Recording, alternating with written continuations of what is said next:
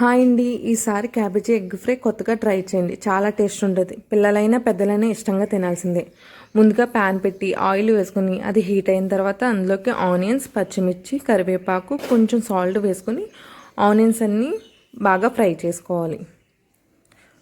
ఇలా ఫ్రై అయిన తర్వాత ఇందులోకి చిన్నగా తురుముకున్న క్యాబేజీని యాడ్ చేసుకుని మొత్తం ఈవెన్గా కలుపుకోవాలి. తర్వాత మూత పెట్టుకుని క్యాబేజీ పచ్చివాసన అంతా పోయేంత వరకు మగ్గనిచ్చుకోవాలి.